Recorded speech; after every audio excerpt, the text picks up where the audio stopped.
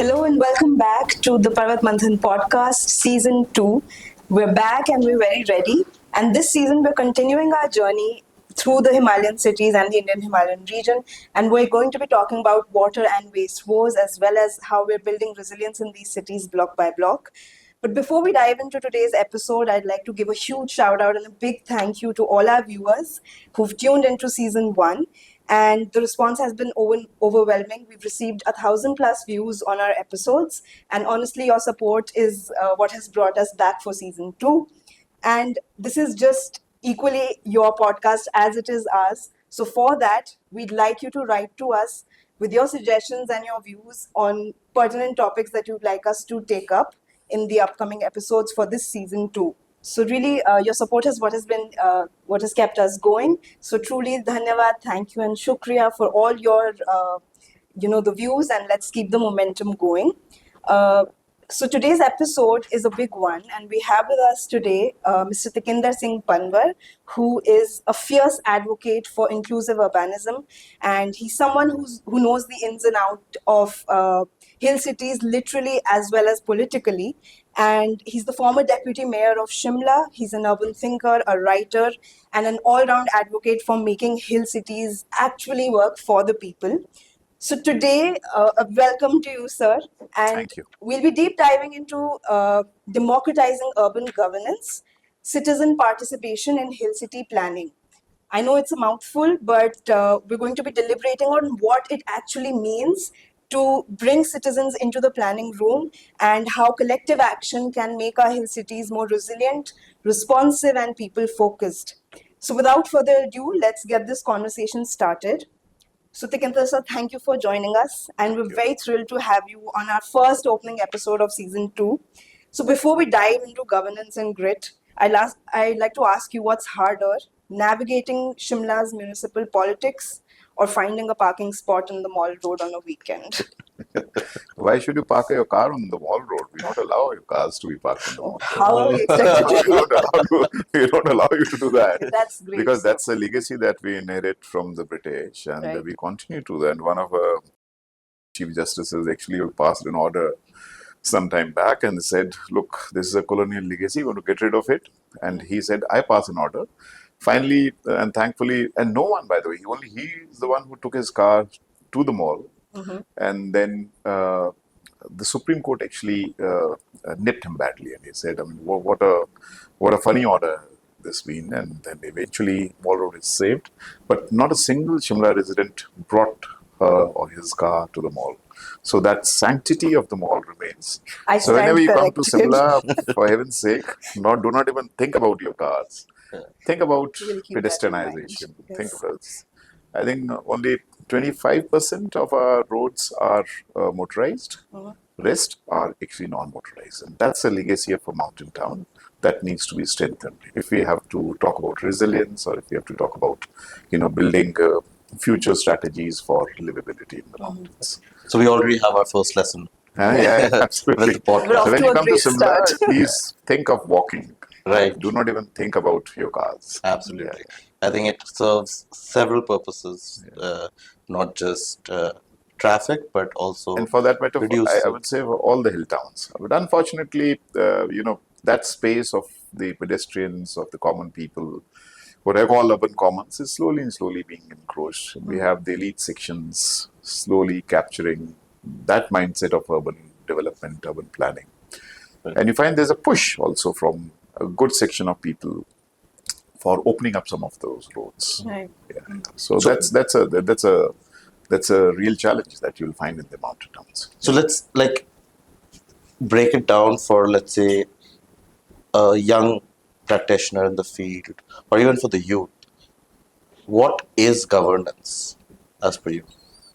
We have a long title for the theme for this podcast. Yeah. But what is governance in your definition? Let's hear what you have to say. Well, to me, I think I go back to our Indian Constitution. And to me, governance is where the people decide their futures. And how do you create structures in enabling that atmosphere where it's not for the people or by the people, of the people. So that structural transition that has to still to happen in India, that the governance structures ought to be of the people. By the people, we can understand. I mean, not to deep dive into the credibility of that slogan, but of the people is something very important. Right. So we've been able to create few structures. I mean, if you want to go and enter into that debate, especially in the urban real, then you should not miss the point, the debate that took place between Ambedkar and Gandhi, because Gandhi was a fearful, an advocate of quite entire cities, because he said, Bharat gaon mein rehta hai, and from every sweat and toil of the village, that's how you build your cities. I mean that had relevance at that time, and whereas Ambedkar articulated that, look, cities are where you will have emancipation from Dalit ostracization, Dalit exploitation, and at least in a city, when you're sitting in a shop, no one will ask your caste, or when you're traveling in a metro or in a bus. But unfortunately, that segregation did not stop, and therefore, in that debate, you will find that the local governance, I would say, the local governance of, and precisely of the cities, was kept at bay. So it was, we could have done that immediately, like what South Africa did after they got, rid of apartheid, or for that matter, Nepal when they built their own constitution. But we kept it at bay because we said, okay, let's first strengthen our parliament and the state legislatures. Right. And that was kept in the directive principles. It was Right. only in the 1990s, in fact, before the 1990s, when we have the first National Commission on Urbanization, which was headed by Charles Correa. And I don't think that we have to tell people who Charles Correa was. And I also had the good fortune to work with him for a very small stint of time. And then, of course, but somehow that couldn't be taken forward. So one of the important recommendations actually draws from that National Commission on Urbanization. And then finally, our K.C. Sivaramakrishnan, 1992, when we have the 74th Constitutional Amendment, Right. the 73rd and the 74th. And with K.C., I had that good fortune of reviewing the 74th Constitutional Amendment, as a national task force. He was the chair, I was a member, a national task force to review. So to me, honestly speaking, this is an ongoing process.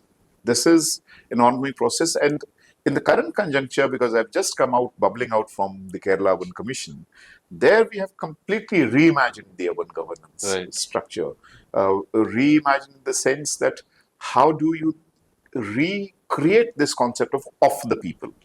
For example, I can share, because though there's an embargo from the Kerala government. Because But I'll request, we have some time Yeah. dedicated for Right, that. right, And right. we would really want to Okay, talk great. specifically So about we will that. park it there. Yes. But the point that reimagination has really gone into our heads. Right. So to me, of the people, governance means of the people. How do you create those structures? Right. And for the mountains, if you honestly ask me, you require a completely different paradigm. It's like an It has to overhaul. be unlike Delhi, for the simple reason, Delhi, your municipal ward would be what, maybe 150,000 people, whereas a municipal corporation in the Himalayas would be 50,000 people. Right. So how do you reimagine those processes?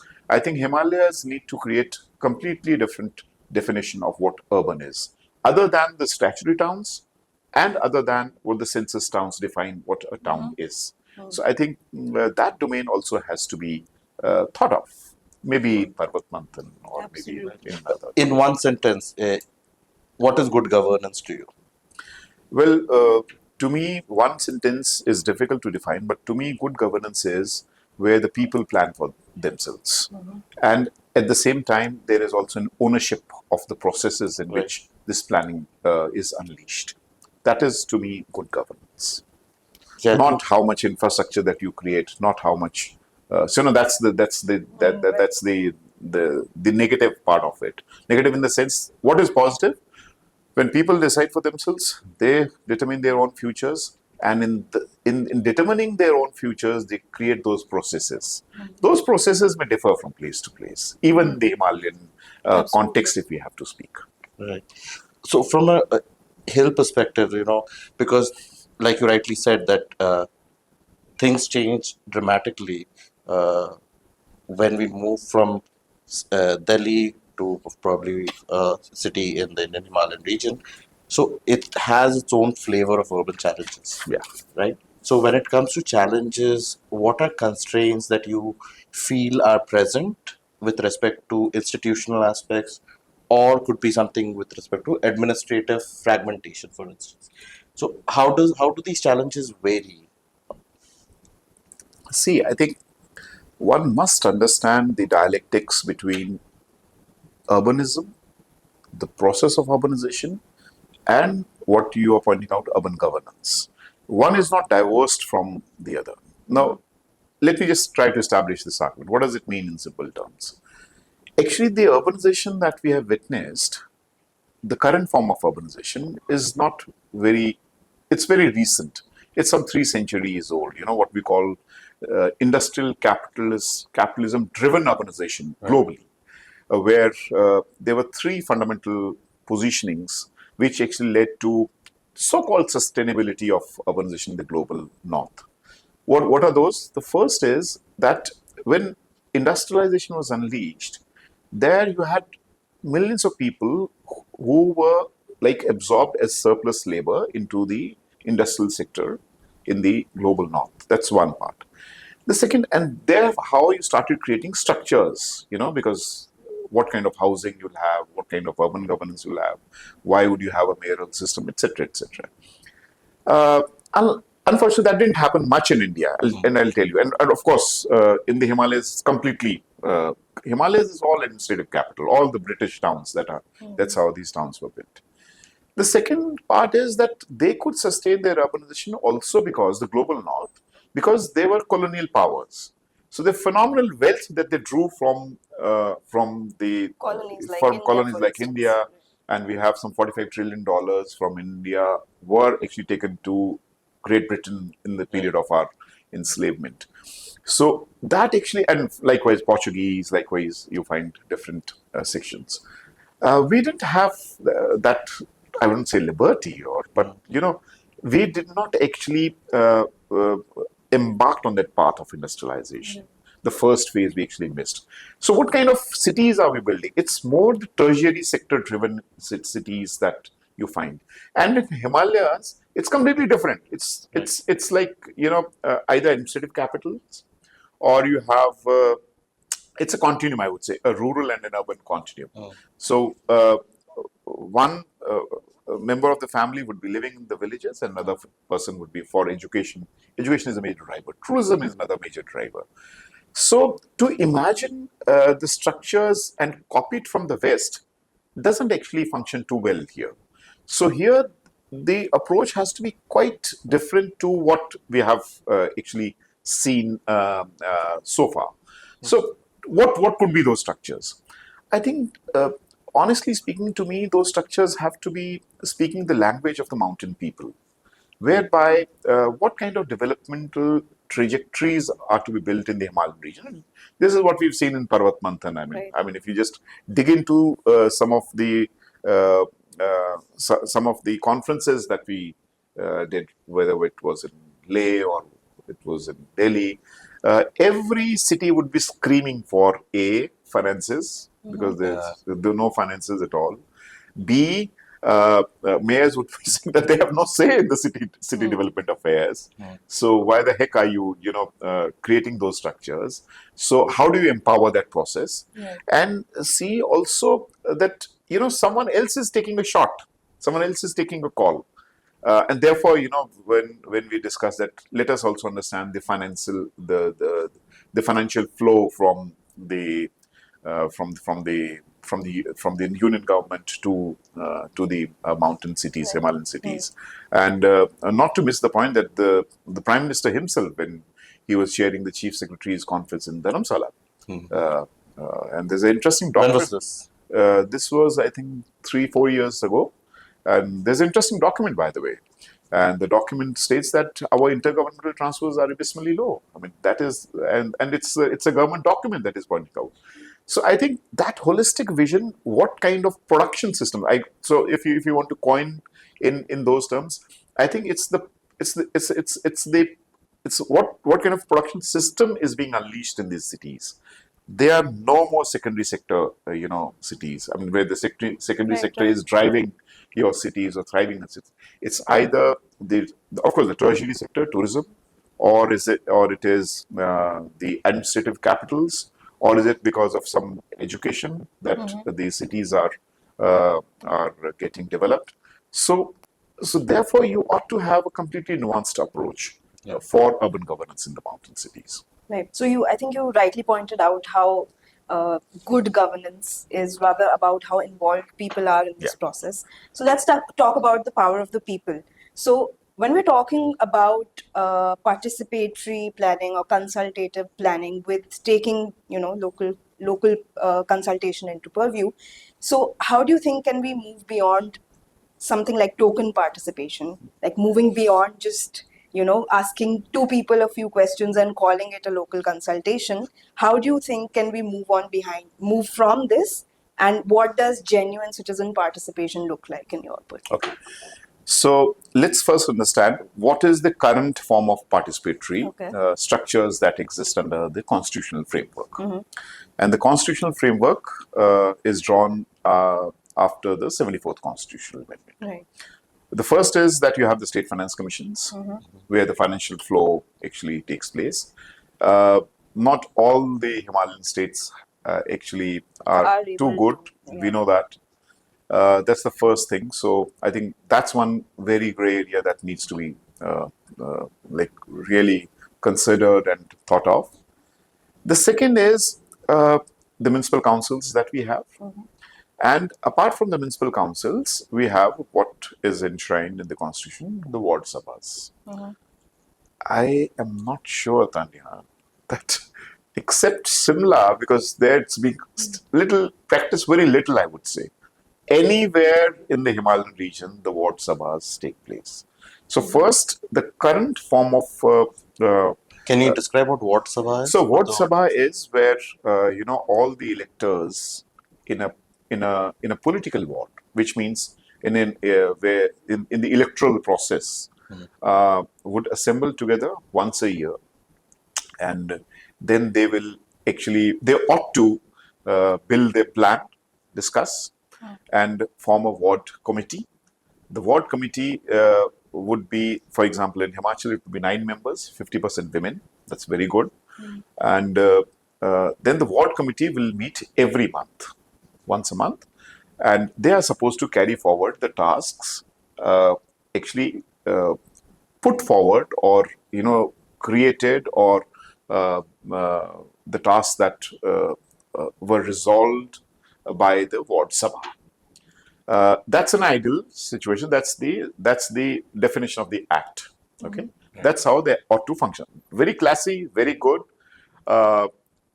Unfortunately, these ward sabhas do not function. Are they mandated or they are mandated in the constitutional framework? They are mandated under the constitutional as framework. Opposed to being mandated, how do they work? So that the first, I told you, apart from Shimla, even in Himachal Pradesh, the same ward sabhas work phenomenally well in gram sabhas. So it's a kind of a gram sabha. So gram sabha for the rural India and ward sabhas for urban India. That's how this vision. I'll tell you, there's a fault line here also. I'll come to that. What's the fault line? So, but the fault line would come a little later. The first point is these ward sabhas are not taking place. Okay, so the Shimla we try to incentivize, and of course when we speak about Kerala Commission, we'll discuss more on that. So we said, okay, now the ward sabhas were not functioning. We said, okay, now what you do is 10% of the total revenue generation, own source revenue that takes place from the ward goes to the ward committee. So at least they will start meeting. They'll get some. Take for example, you have a ward that generates some 2 crore rupees as property tax or other forms of revenues to the city. Then, which means you get 20 lakh. 20 lakh is not a small amount, honestly speaking, for a ward. Right. So we tried that, and somehow, when I was serving as a deputy mayor, so we pushed things, but that is not institutionalized. So that's the fault line, So that's not institutionalized. That's a working mechanism. That working mechanism worked with us, and when we left, that also withered away. Now you have the current municipal council. I can tell you about Shimla. At least is trying to have those ward sabhas. They've organized ward sabhas, but it's more of a token form. That's the first thing. And then ward committees.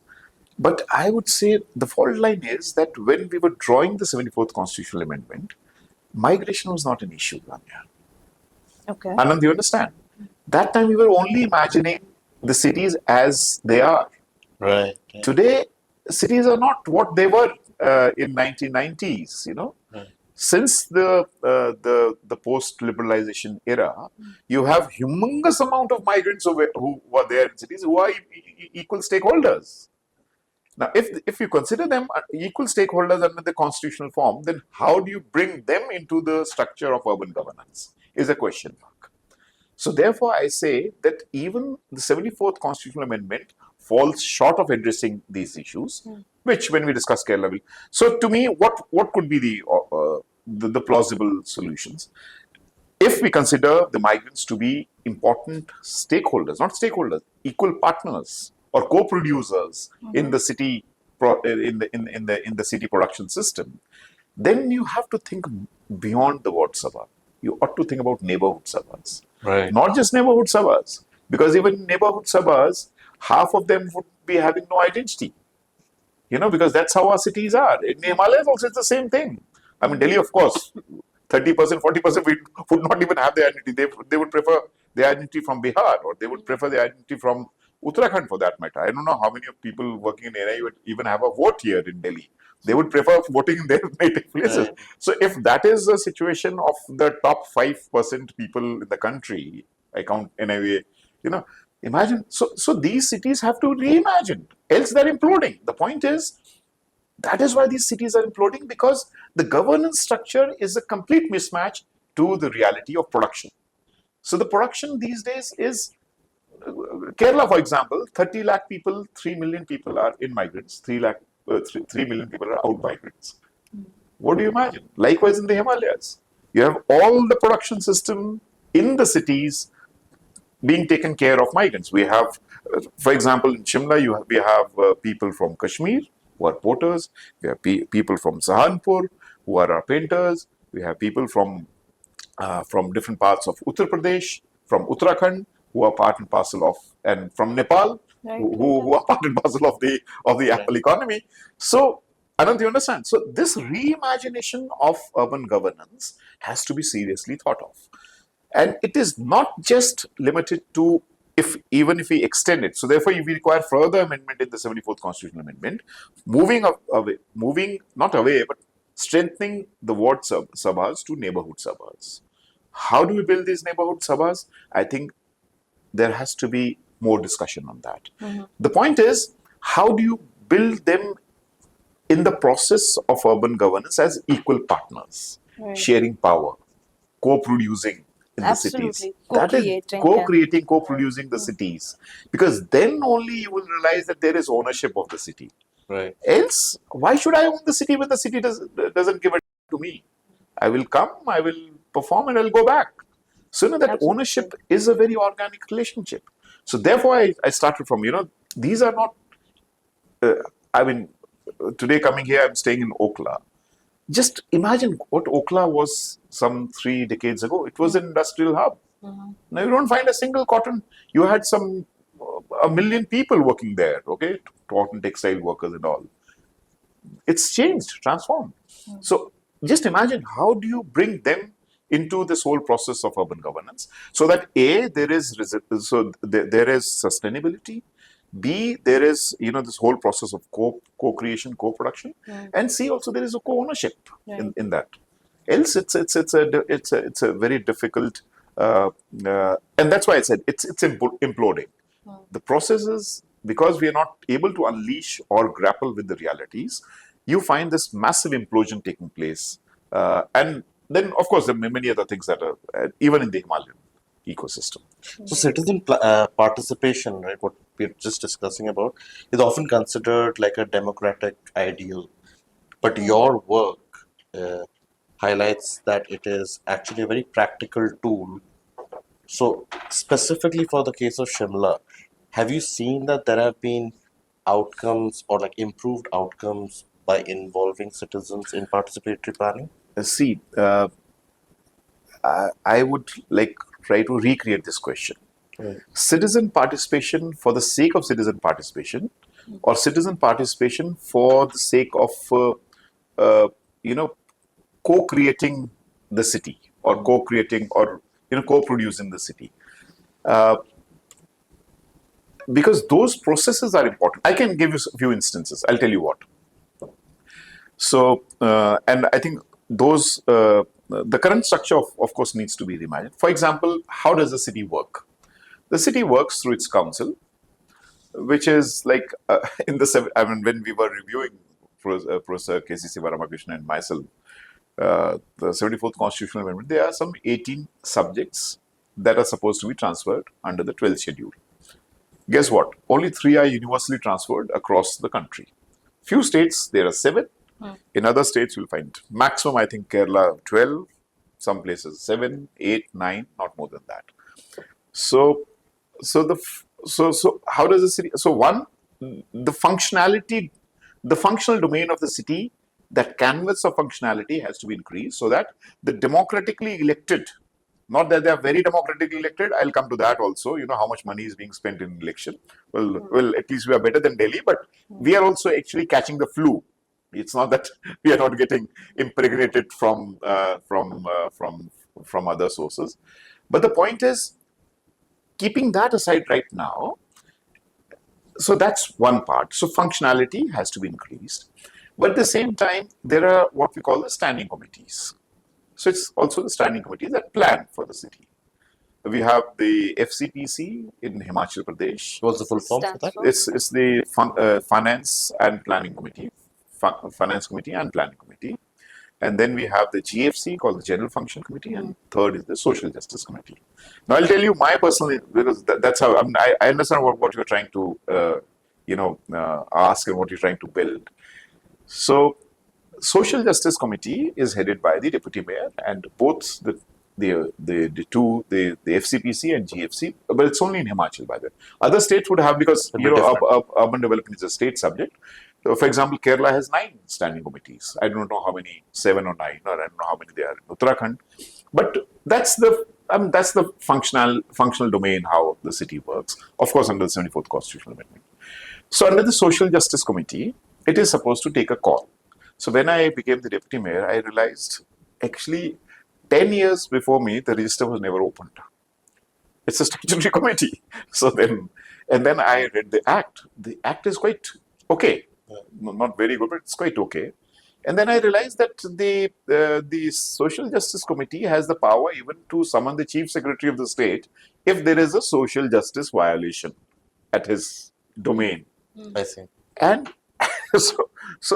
and then slowly after 3-4 months, we realized that the Social Justice Committee has become one of the most important committees in the city because it was running like a court, like a darbar. So the point is, there are certain elements that need to be strengthened, but that is insufficient, no doubt.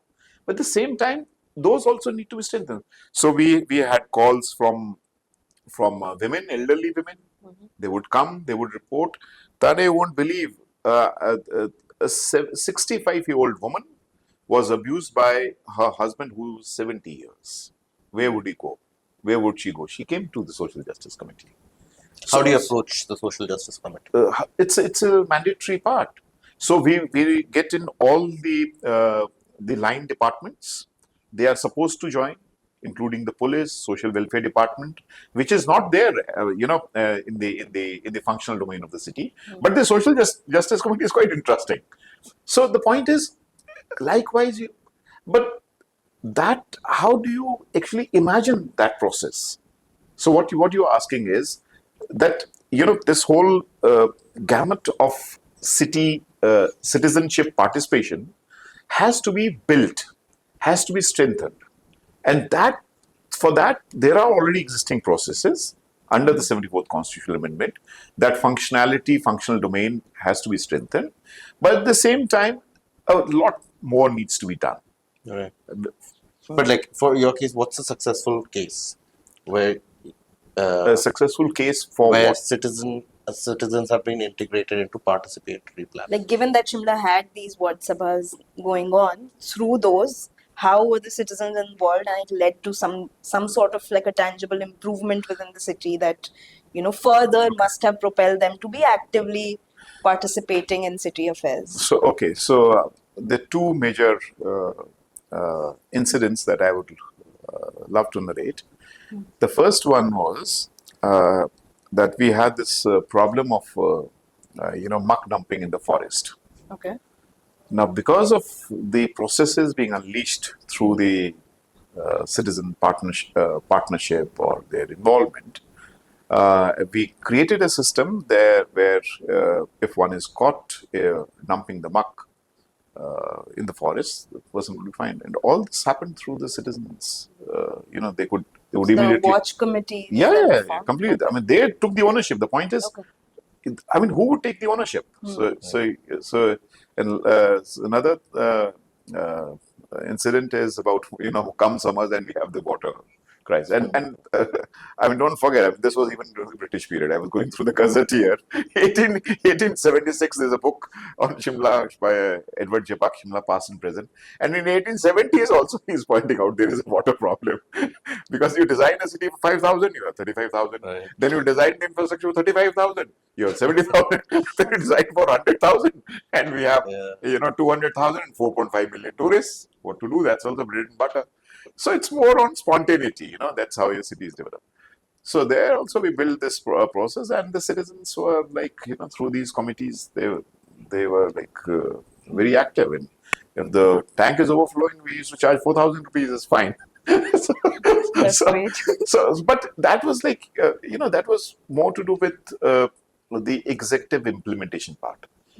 I think that light to be seen, where they are able to plan. Of course, for disaster preparedness, they were very good. That is also one of the important. That is going to be one of the key drivers. And this IPCC 7 is the city's IPCC, if you see. So disasters are quite imminent. And Himalayas are, on the brink of the crisis that we talk about.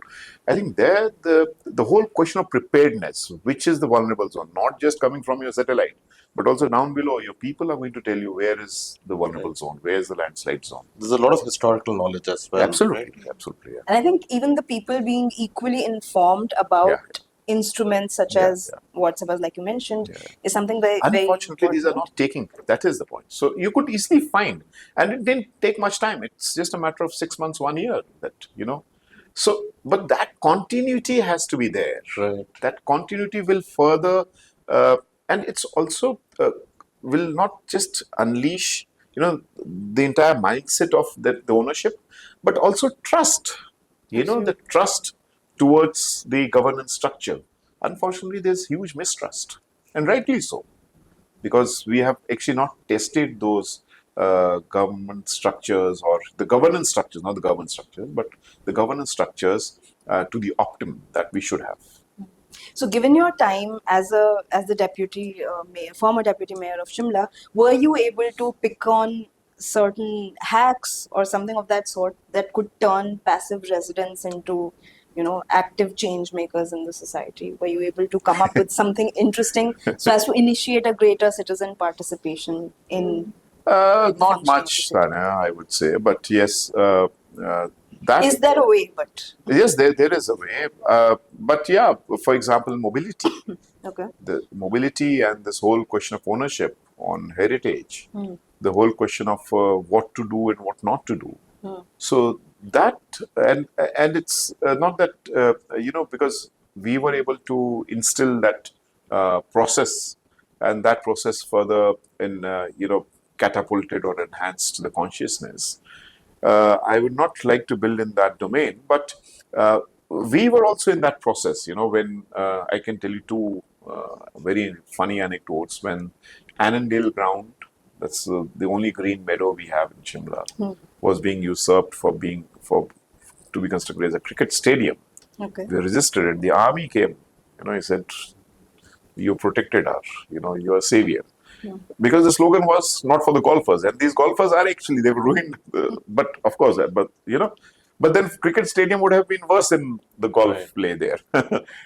So that continues. Honestly speaking, no one can even dream of now taking that Annandale ground and constructing a cricket stadium. And another, I would not mention the name of the developer because that's not prudent here in your show, but a developer entered into the forest. And it was in 2010, Dania. It's 2014, 2024, 25. 15 years down the line, the houses are there, no one is staying there. So at least that lesson and message is gone. You play with the, with the ecological environment, and there is someone who's watching. I was not there 6 years after Right, my right. term, but that that fiddling with the ecosystem, people still watch.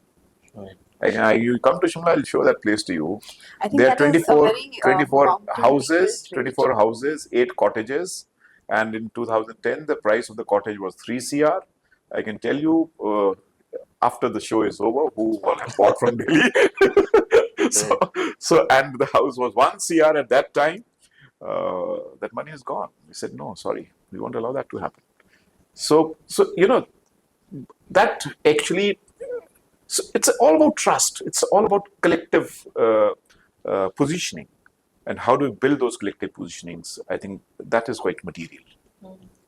But like with respect, yeah. No, see. please continue. So with the built-ups keeping increasing in the Indian Himalayan region cities, which are also catering to high tourism influx, Yeah.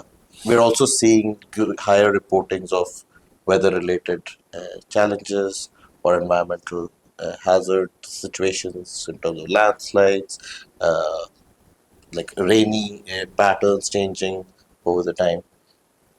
But it seems like we're somewhere exhausting also the capacities of our Indian Himalayan region cities. What do you think with respect to governance? How can we actually limit or like do not cross that, I believe it's carrying capacity of our of our cities? How do we stop that or like keep it optimal? So Anant, there's a very generic answer to that. And I go back to the 74th Constitutional Amendment because there were when it was imagined, I think it was beautifully imagined, honestly speaking. Planning of the cities ought to have gone to the cities. The planning was the essential element to have been passed on. Nowhere in the country that happens. Nowhere, I'm telling you.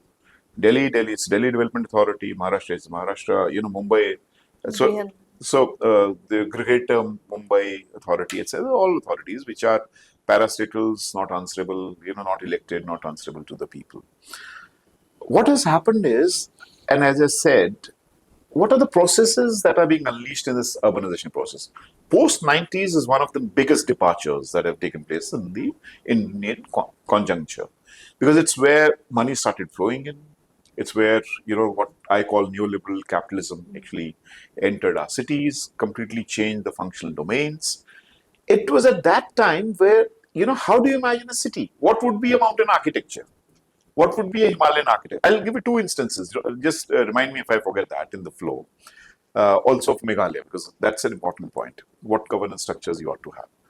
So had that been transferred to the cities, perhaps, I would not say 100%, perhaps the city would have thought, for example, come to Nainital or come to, Mussoorie. So the people knew, what was a mountain architecture, Right. though the British architecture was not mountain architecture. The British introduced Tudor, Gothic, and Victorian, quite a lean to the mountains, honestly speaking. It's not but what would be a mountain architecture? And if you want one single answer, the mountain architecture is based on what you would construct over the mountain. You should have knowledge what is below the mountain. So the whole question of geological strength of the rock. Can I request you to repeat that statement again? So what you construct above, over the mountain, ought to have the foundational basis, what is there below the mountain. In simple terms, पत्थर के नीचे कितनी ताकत है उस हिसाब से पत्थर के ऊपर बनेगा. ये बुनियाद है पहाड़ी उसमें. इसलिए, and this is our conventional wisdom. You don't require architectures, that great architectural science. And that also evolves in the process of time from any architectural college. But the point is, we have ruined that completely. The Britishers did it first because they are the ones who constructed some 7-8 stories houses, the Viceregal Lodge and all. But still they had that engineering design, engineering field, they could hold it. Right. But at least they knew where to construct, what to construct. So perhaps if that planning process could have been transferred to the cities would have imagined that. But post 90s, the driver was what? The driver was that, look, boss, if you have to perform, you ought to invite investments in the cities. Right. And then there was this a middle class throttling up, emerging. And at the same time, you had the steel and the cement capital pushing, including glass capital. And you've ruined. You thought that once you have the RCC, what you call the reinforced cement and concrete, you can well construct anything that you like. That does not happen in the Himalayas. One shock, I was the one who chaired the HVR, called the Hazard Vulnerability Risk Assessment. I can share it with you. We didn't, made much propaganda out of it. But if an earthquake of Richter scale 7 hits Shimla, we have estimated that if it's during day, there'll be some 17,000 people who are going to die. But if it's in the night, then there'll be some 22 to 23,000. So who's the biggest violator? It's the instrument of the state. Your high court, 13 stories. Your hospital. So the hospitals are going to collapse. So I say don't blame it to the people. It's the process of building. It's a process of planning actually which is inherently flawed. That should have been reimagined. So now what would be the governance structures? Right. Extreme community, I give a pause because you come to Shillong, very interesting town in the Himalayas. And I also didn't know till I visited. The Darbar system you're talking about? Yeah. Okay. We think that, the tribal, we have the tribal communities there who own some 90% of Sixth land. schedule area. Yeah. And, the Jayantas and the Garos and the Khasis. yeah. So 90. मुझे नहीं पता है. अच्छा, आपको नहीं पता? Yeah. So ये the तीन prominent- major tribes है जो कि करते हैं और वहाँ पर एक है European ward which is holding only 10% of the land. So this is, imagine that, the native communities will be like protecting the land far better than, the planners, what the planners have ruined or completely devastated our hilly towns. So it is believed, but you go to Shillong and you realize they are in fact worse than the planners. What they've done is all the Assam architecture, they've ruined completely. It's 6 stories, 7 stories in that Jorbag that they call, and it is being done in a very clandestine understanding, though you can't buy land there. So in this larger gamut for the Himalayas, I think you need to freeze also a level where, that scientific knowledge or community, yes, definitely, but to what level, to what extent? You cannot allow, the plundering of your resources or your ecosystem just in the guise that, community is controlling that. So I do not buy at least that argument. Right. So for the Himalayas, Anand, I think what you've said is quite right. But now what needs to be done? So I think what needs to be done is massive evaluation, assessment of what has been built, retrofit if possible, and at the same time, I think in my region, Kinnaur, there's a saying called "no means no." So there ought to be a slogan: "No means no." What to build and what not to build. And Who says the no? for heaven's sake, the people are saying no. We don't want any more So hydropower it's the projects. people's voice. That Yeah, they've said we don't want any other hydropower project because you enter Kinnaur, you do not know whether you'll come back or not. Right. Any moment you will have a landslide taking place. Why? Because Himalayas are the youngest range of mountains in the world. They're still developing, still evolving, still growing, and one of the most fragile ecosystems that we have on Earth. So, given that situation, people know the conventional wisdom, of course, is far better than the plan. But we've also seen another anomaly to that when we visited Shillong. So, I think that no means no has to be very integral part of the urban governance process, because Himalayas are rapidly urbanizing and not just restricting to the statutory or to the census towns. So what does this no mean? If it's a vulnerable zone, if it's a landslide zone, you know the geological strength, then for heaven's sake, and of course green, for heaven's sake, there should not be, any activity on that. And then there's a very interesting study in the 60s done by Thompson.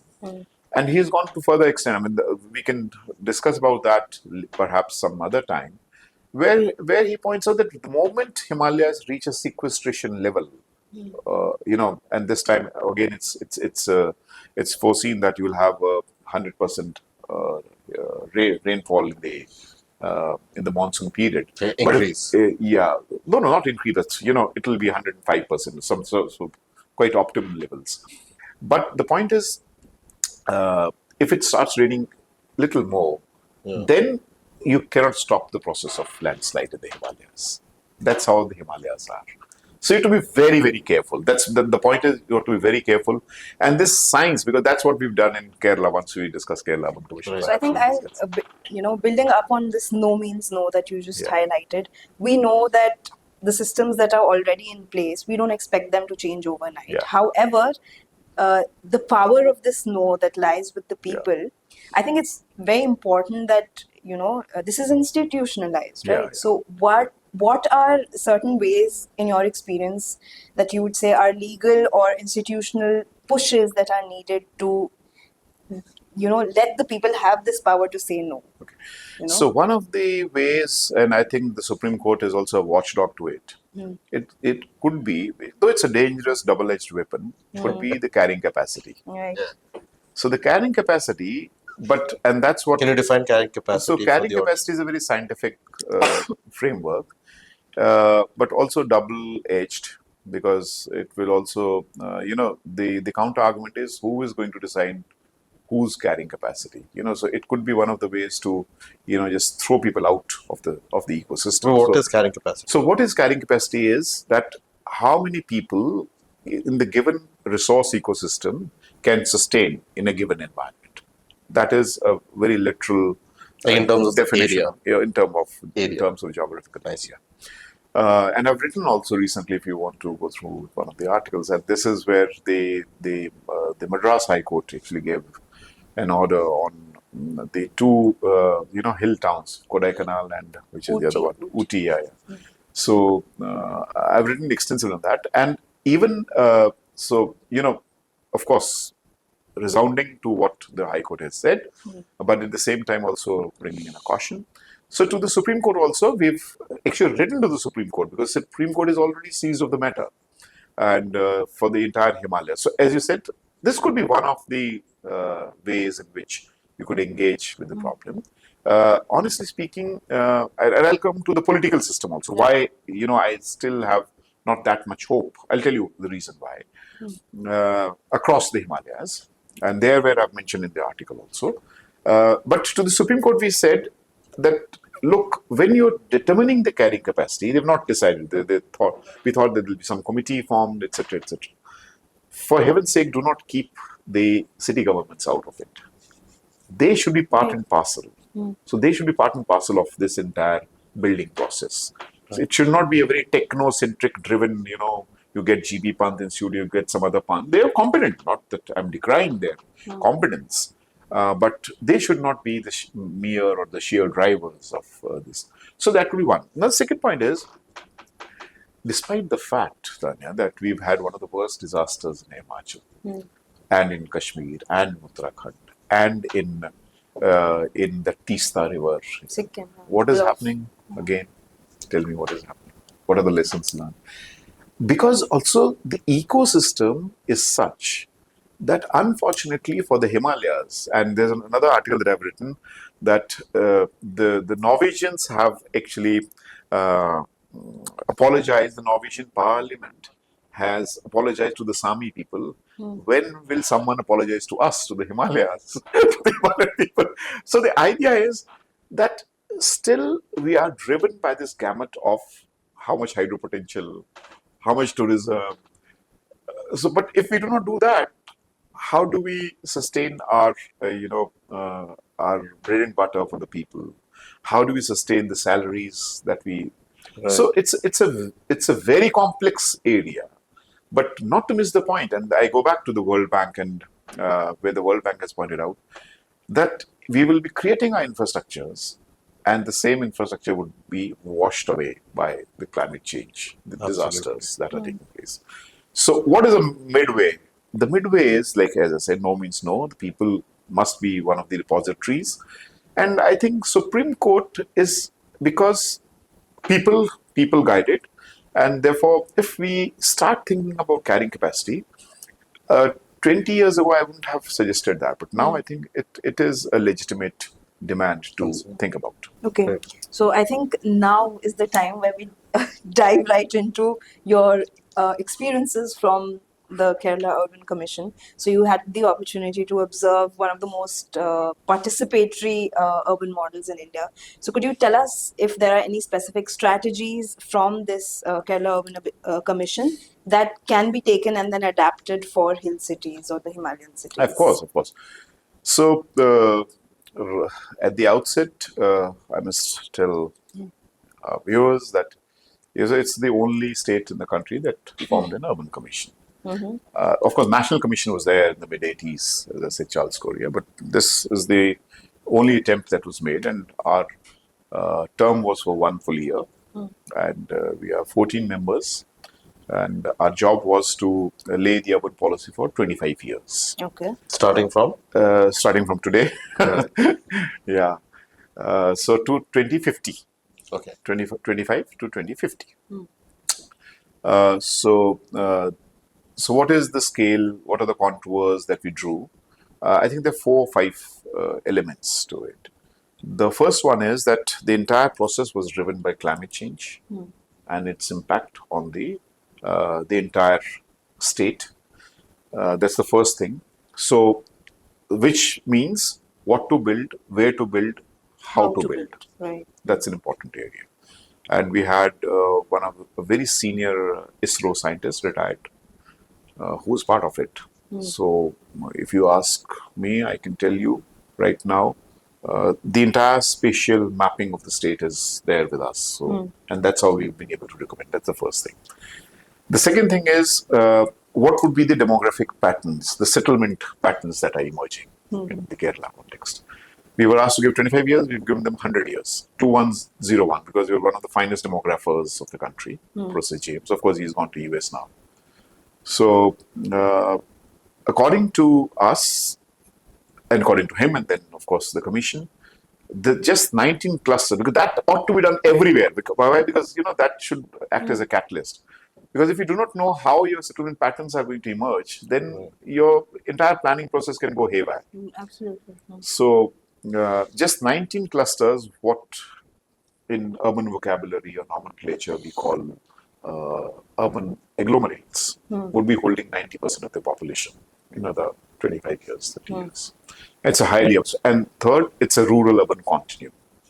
Fourth, Kerala's, and that was, the greater vision that was given by the Kerala government itself. They don't want big industries in Kerala because of obvious reasons. There's coastal erosion, and they're sandwiched between the coast and the Western Ghats. So we've given them those patterns where exactly urbanization is going to take place. And in that 1 year period, I traveled length and breadth. I think interviewed some 4,000 people, all the mayors, all elected presidents. So how do they vision? So, that was another process. And, what is their vision for Kerala? Not just, we going from outside as experts and then telling them to look this out. No, not that way. Quite bottom-up approach. And we met resident welfare associations, workers associations. And so what would be the third? What would be the growth drivers? If no big industries, then, there ought to be growth drivers. How would they sustain that?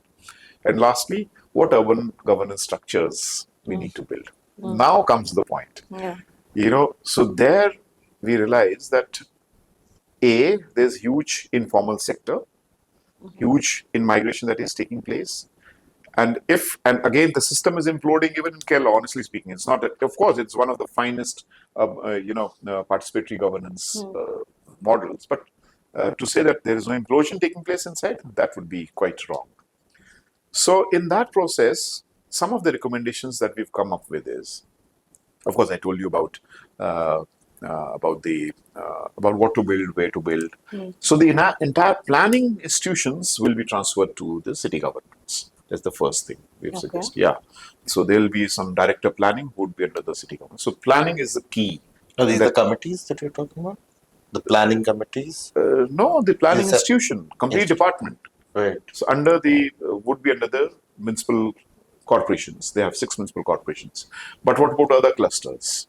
So other clusters, there's a regional kind of. So as opposed to being under the state directly, you're recommending yeah, that they work completely, like more decentralized. completely decentralized. Okay. And then for the city governance, instead of the whatever structures we have suggested a city cabinet. Okay. So which will be headed by the mayor, and the city cabinet will have will be quite in. I mean, if you have to imagine, just like you have a state cabinet. Okay. And we've suggested to get rid of the commissionerate system, so no more commissioners. Instead, you will have a chief executive. So a chief executive who could be hired from the market also, and the term would be coterminous to the term of the council. But of course, a senior bureaucrat can also apply for the municipal corporations, and likewise you will have for the municipal committees.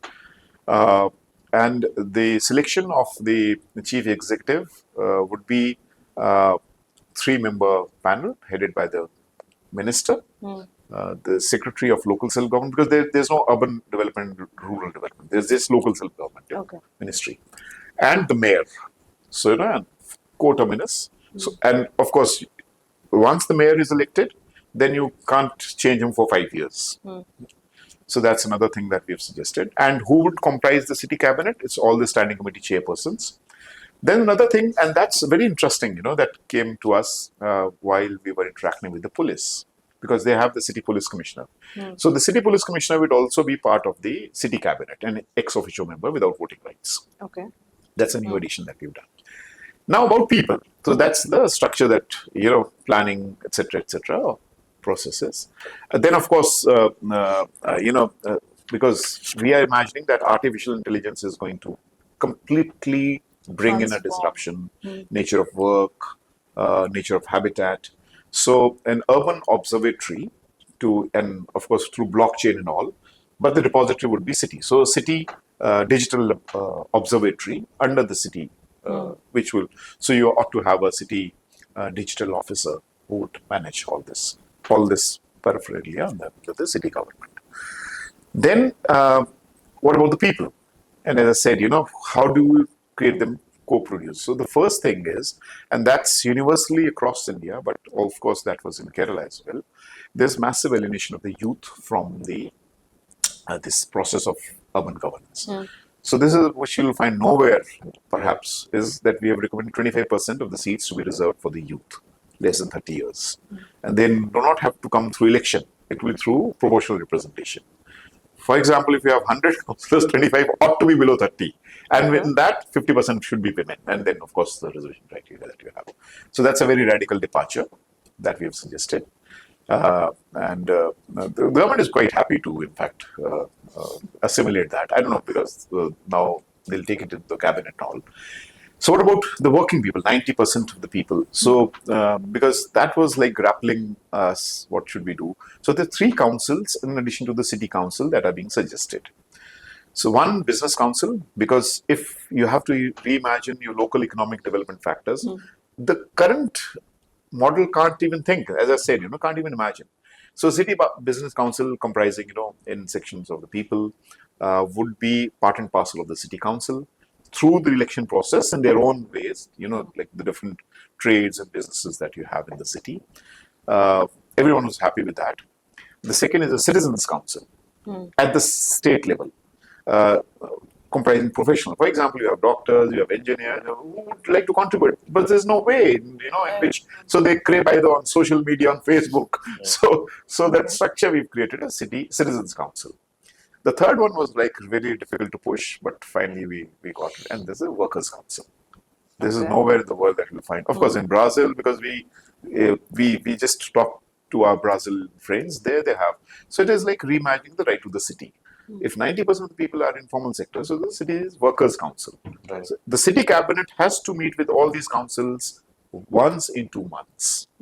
and then so the idea is when I was talking about co-creating, co-producing, it's not the idea that the driving idea is not benevolence and the benefactor.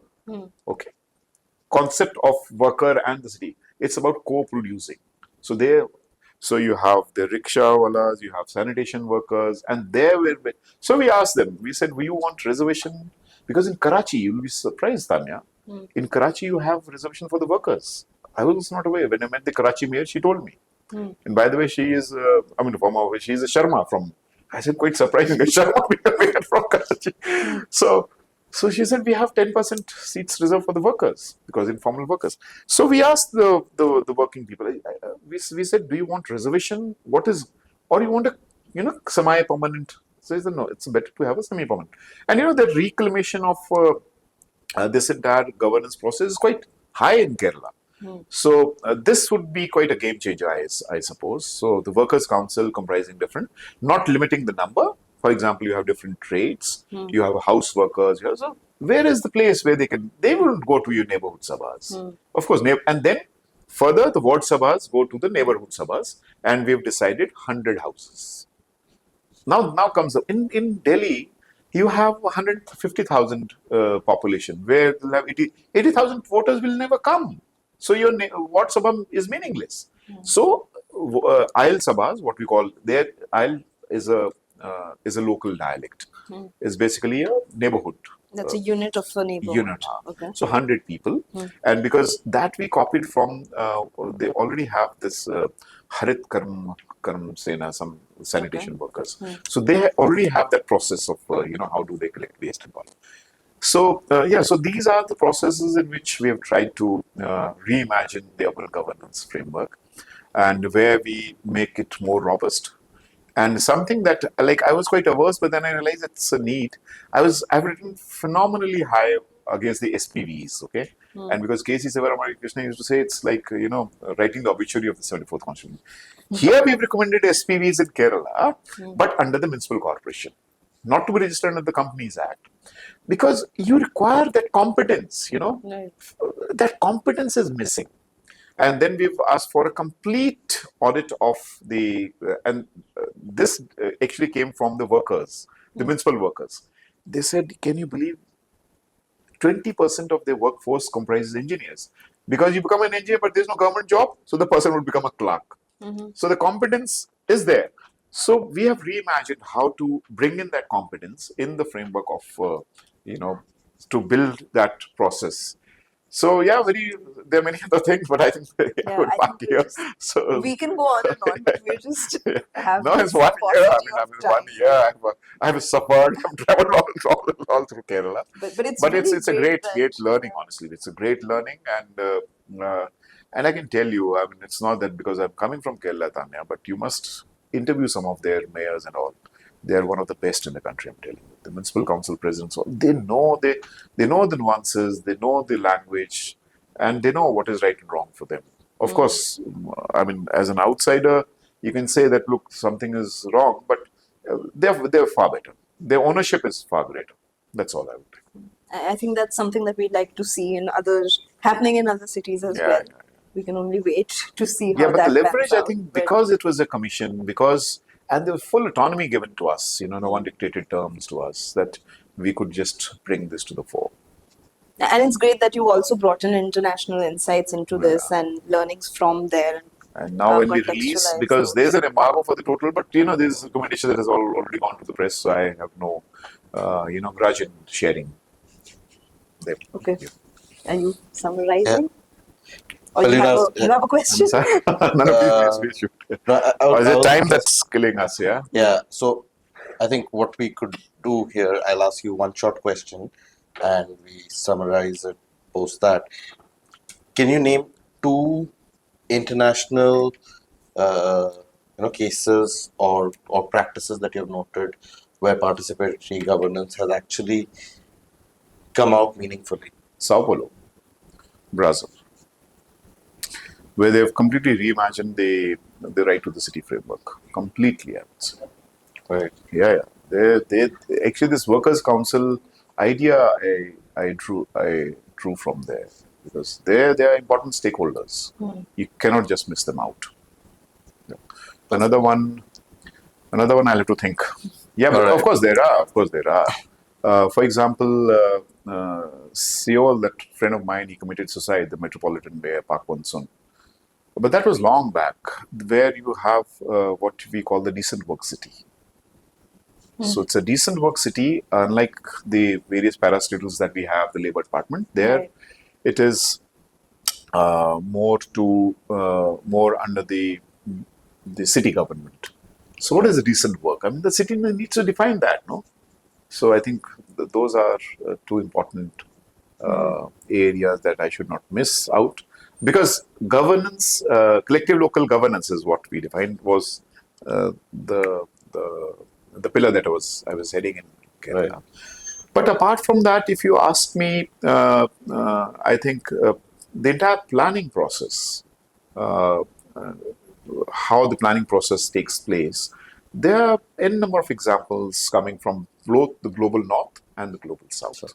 Yeah, so there are n number of examples, But it also leaves a scope for exploring further, right? Yes, and it's Both a geographically continuously, honestly, it's a continuously evolutionary process, Absolutely. which needs to be reviewed, analyzed, and then further developed. Take, for example, in Kerala, something that I mean, Kerala, one would have imagined, look, anything decentralized is good. Kerala said, no, and that's not what we recommended.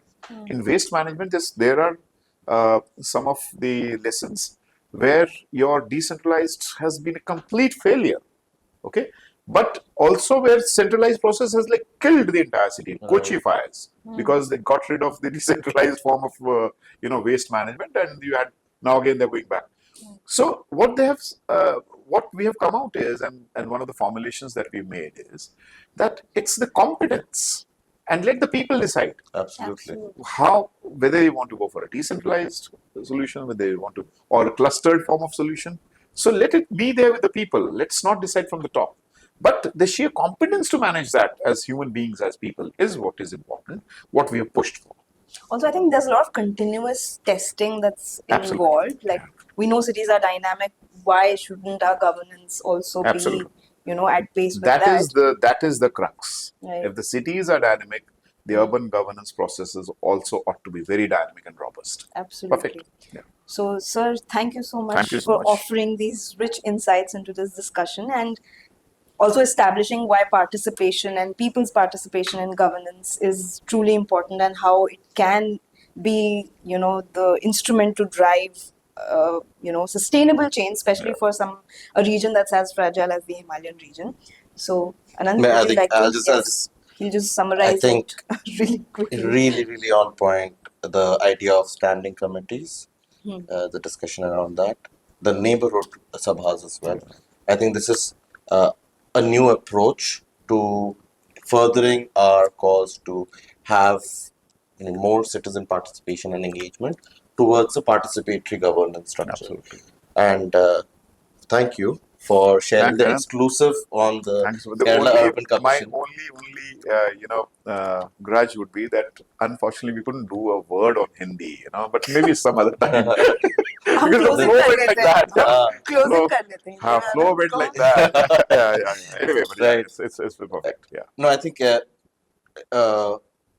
it's very insightful, and I think the exclusive from the Kerala Urban Commission also gives us some more insight into what was discussed, what is being.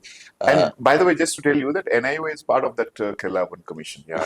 NIUA supported Yeah, it. but we'll wait for the Yeah, official, yeah. I think, the release Yeah, sure. of the recommendations as well. And I hope there's a lot of learning that we can take from Kerala and see how we can contextualize and implement it across as well. We hope you found this particular episode engaging and lots of learning in Thanks. it, right? And we just wanted to mention this, that the closing statements, actually two of them, that governance is not something that is done to the people, but it's something that is done with the people. Yeah.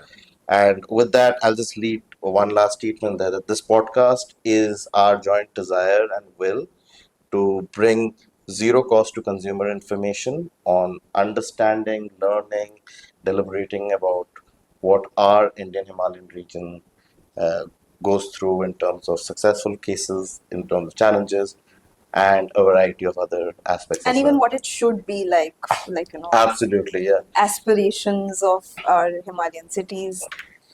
So, thank you so much for tuning in to the Parvat Manthan podcast. Do drop us your questions or queries into the information that will be provided at the end of this video, and keep the dialogue going and let the communities keep growing sustainably. Thank you.